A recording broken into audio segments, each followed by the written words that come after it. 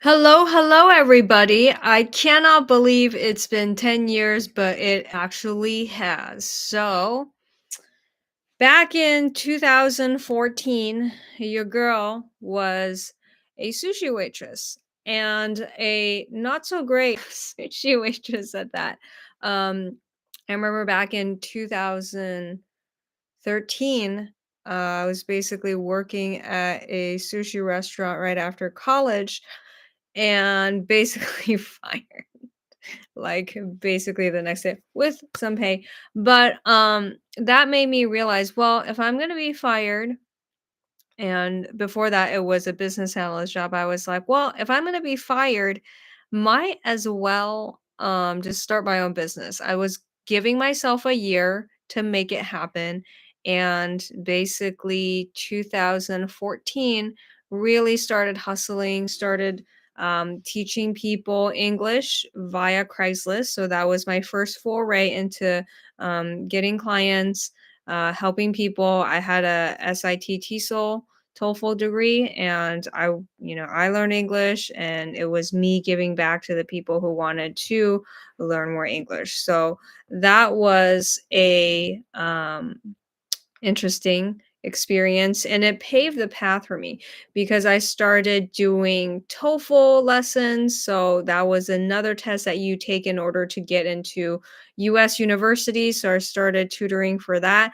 That was a really, really good start because I was like volume basically at that point at my ex-husband's place. Like just calling like 10, 13 people like every single day doing 30-minute consultations and really getting to know what they needed help with. And I used to really did not like the phone, which is crazy because I'm on the phone now all the time. So that was a period of time where I was testing and experimenting, and I saw what worked and what doesn't. And I was looking at some of the old messages that I had, and it was basically getting people from all over. I was teaching a lady in Palm Desert, lovely lady, and I would have to drive in literally 100-degree heat. You know when you like put your phone on your car and it basically is melting because it's so hot? Yeah. So that's why I was like, you know what? I'm just gonna work online. Okay, I'm gonna work online. So that was when I started really going hard online, messaging people, talking to people. And in 2015, I had switched into career coaching because I had helped one of my TOEFL clients get a job because I was helping him edit his resume, helping him edit his cover letter. I was like, yeah, you can definitely um, get a job with that. So I was able to do that. And I was like, well, I really should be able to do that for more people. So at that point, I joined a LinkedIn group for Chinese students who were looking for US jobs.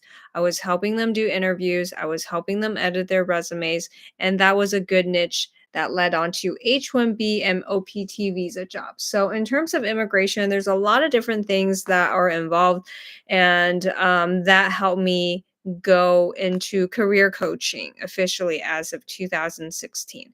So at that point, I was paying coaches, I was helping um, a lot more immigrant professionals get jobs, and I felt that that was basically the time to do it.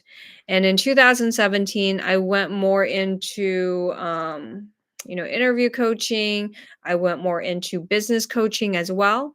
And then 2018 was really a turning point in my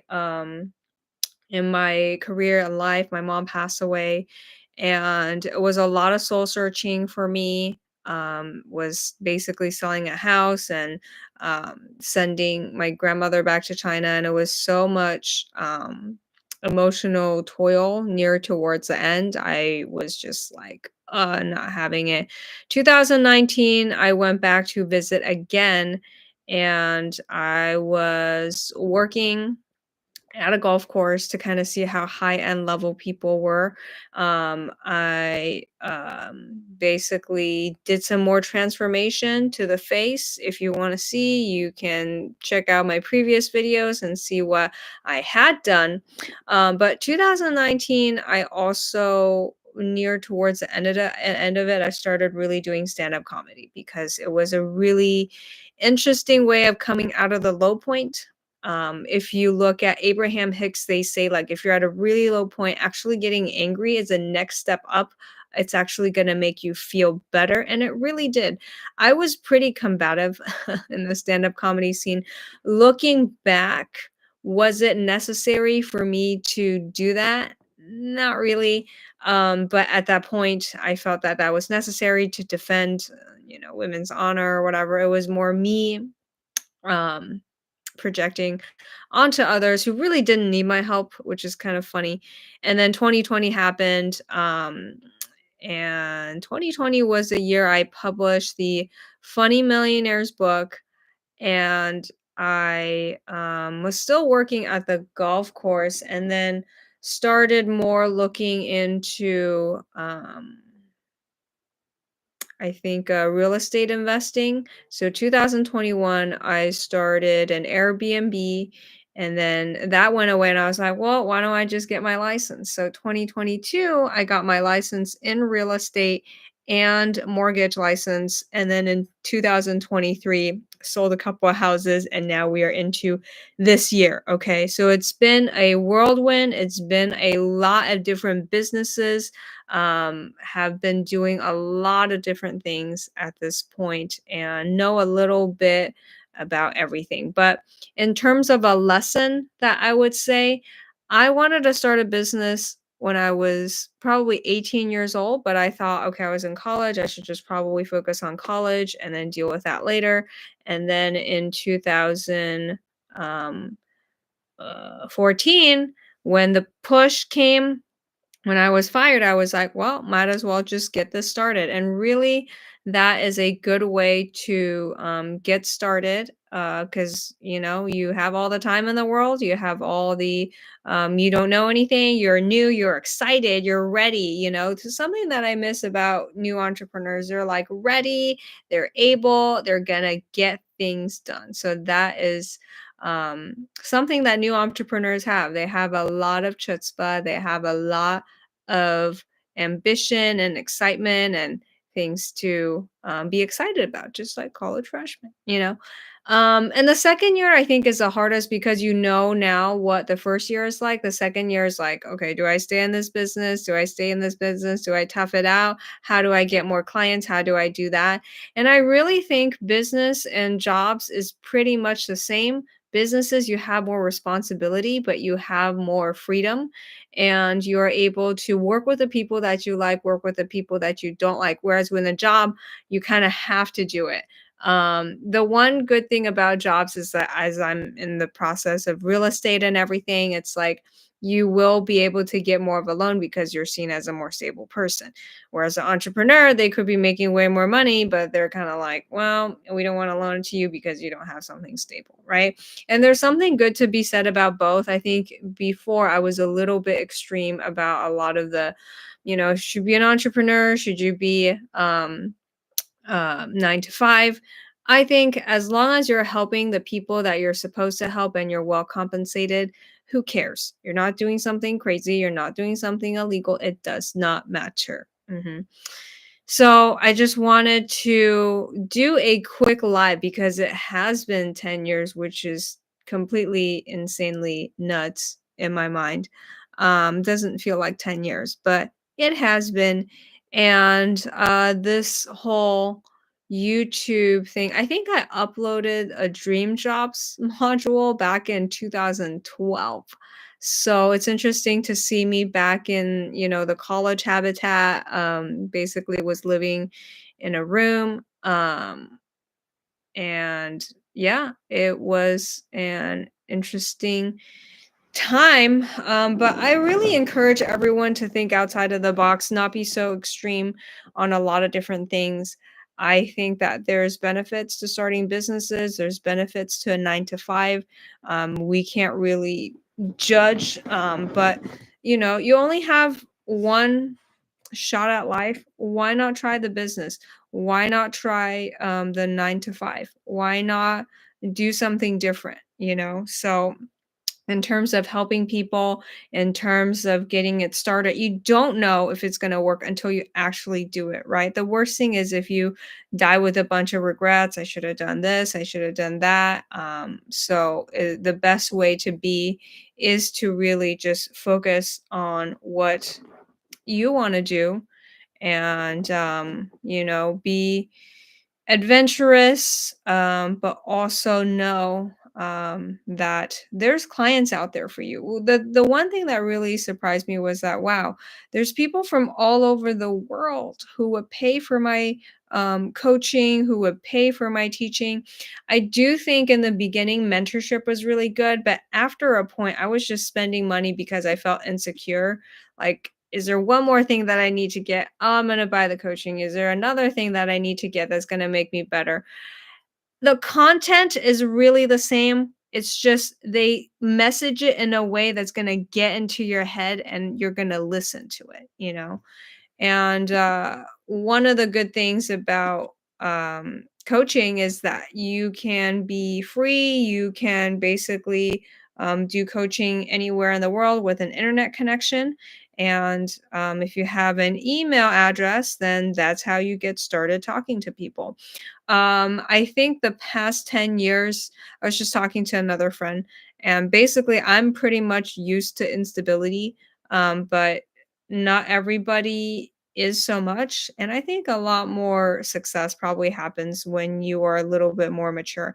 I definitely feel a little bit more mature this year after my Japan and Shanghai trip. I went to see my family, I went to see my grandmother, and a lot of things that I used to think were just crazy. When you get older, I think it does make sense. And I think that family is actually very, very important. Um, because before I was like trying to kind of run away, trying to kind of establish my own, and I did try it out. And the previous relationship moved me to a city that I really wanted to be in, so that was a good plus as well. But overall, I think starting a business is kind of like stand-up comedy. You just get on stage, you see if it hits. If it hits, great. If it doesn't, then oh well. DW, you will find your niche. I mean, I'm kind of doing all of these things at once anyways, but I think it's good to get exposure into a lot of different types of things. But if you guys want to learn more about how to launch your businesses as well, I'm available. Hit subscribe, message me, ask me any questions here. I do want to bring in more of a business side here because your girl is 33, okay? Your girl can't be out cursing out people, cursing out comedians. And I think my intentions were to, basically help women and defend them, but actually, I need help. They did not need help. A lot of women were with, pretty good guys and everything. And, as I got more exposure to different sorts of people, I think I was more, calm down and relaxed about it. Was it funny though? I think it was really funny for bystanders to look at. So I sacrificed myself to make a funny scene. So it's been interesting. Pandemic times is definitely interesting, and it made me go back into real estate. I was looking, back on how I can help more people with their most important transactions. And since, I had to deal with probate, I had to deal with that. That was something that I learned as well. So, what were we saying? Okay, yes. Um, Let me know if you guys like seeing these lives, because it's not that hard for me to do. I'm not gonna do crazy, edits on this because I just don't feel the need to do crazy edits on this one. And if you have any questions, let me know. But I'm thinking of getting more clients. I did a TikTok session for one of my previous clients who was launching a course, and this course was relationship based, and it's online, and we were doing TikToks to promote it. So if you're looking for somebody to teach you how to do TikTok, to teach you to do all these promos, let me know. We're still doing these workshops. And overall, I think just the landscape of everything has changed so much. 2014 still, Facebook posts, Instagram was still pretty new. I did a little bit more LinkedIn later on, did more email marketing, and then afterwards it was still YouTube throughout. Now it's just more TikTok. I don't know, Snapchat. I never really used Snapchat for other purposes than just, I didn't even really use that. But anyways, just want to say hello to my channel. I'm still alive. I'm here. Okay. I'm here, more mature, not going to cuss people. But, in terms of business, helping people market, get more clients, get more sales. So hit subscribe, reach out to me if you have any questions, and I will see you then.